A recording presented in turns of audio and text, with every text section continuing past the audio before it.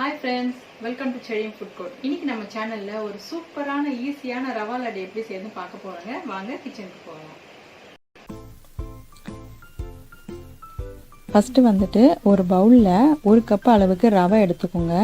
அதுக்கு அப்புறமா ஃப்ரெஷ் தேங்காய்ங்க துருவிட்டு ஒரு 1/2 கப் அளவுக்கு எடுத்துக்கோங்க. அத இது ரெண்டுத்தையும் நல்லா கலந்து விட்டுட்டு ஒரு 2 ஹவர் அப்படியே விட்டுருங்க. அது நல்லா அது செட் ஆயிடும். அந்த தேங்காய் ரவை எல்லாம் சேர்ந்து இருக்கும்போது நல்லா இருக்கும்.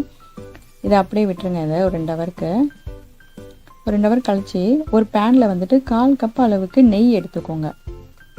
நெய் எடுத்துகிட்டு ஃபஸ்ட்டு முந்திரி திராட்சையெல்லாம் நம்ம வறுத்து எடுத்துக்கலாம். முந்திரி நீங்கள் அப்படியே முழுசாக போட்டாலும் சரி, இல்லை இந்த மாதிரி உடச்சி போட்டாலும் சரிங்க, உங்கள் விருப்பம் தான் அது.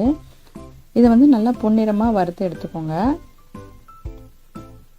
ஸோ நல்லா ப்ரௌன் ஆகிடுச்சு. நம்ம நெய் வடிச்சிட்டு அதை எடுத்துடலாம். அதுக்கப்புறமா இந்த திராட்சையை போட்டு எடுத்துடலாம். திராட்சை நல்லா உப்பி வரும் இல்லையா, ஸோ அந்த மாதிரி ஆன பிறகு அதையும் நம்ம எடுத்துடலாம். இங்கே பாருங்கள், நல்லா உப்பிடுச்சு.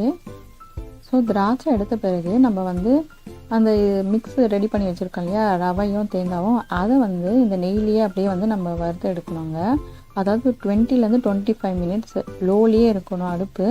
நல்லா நீங்கள் கலந்து விட்டுட்டே இருக்கணும். அதை உங்களுக்கு இந்த கலரும் நல்லா சேஞ்ச் ஆகும். அந்த ரவை பச்சை ஸ்மெல் போகிறதும் உங்களுக்கு நல்லா தெரியும். பாருங்கள், அந்த ஸ்மெல்லு உங்களுக்கு நல்லா தெரியும்.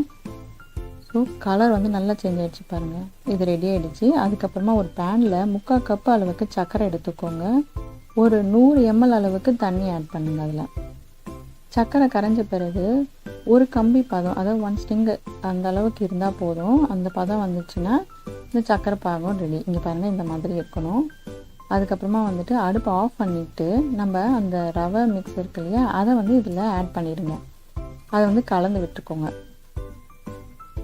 நல்லா கலந்து விட்டுட்டு நம்ம வறுத்து வச்சுருக்கோம் இல்லையா முந்திரி திராட்சை, அதெல்லாம் இதில் ஆட் பண்ணிக்கோங்க. ரொம்ப டேஸ்டியாக இருக்குங்க ரவா லட்டு. இந்த மெத்தடில் பண்ணிங்க அப்படின்னா ஈஸியாக செஞ்சிடலாம். புதுசாக குக் பண்ணுறவங்க கூட இதை நல்லா ஈஸியாக செஞ்சிடலாங்க. ஏலக்காய் தூள் சேர்த்துக்கோங்க, வாசனைக்கு ரொம்ப ருசியாக இருக்கும்.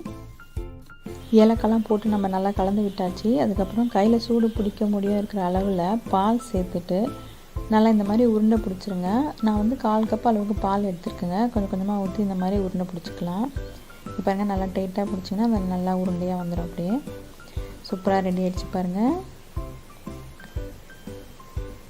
நல்லா ரவுண்டாக ஷேப் அழகாக இருக்குது பாருங்கள். ரவா லட்டு, சுவையான ரவா லட்டு ரெடி.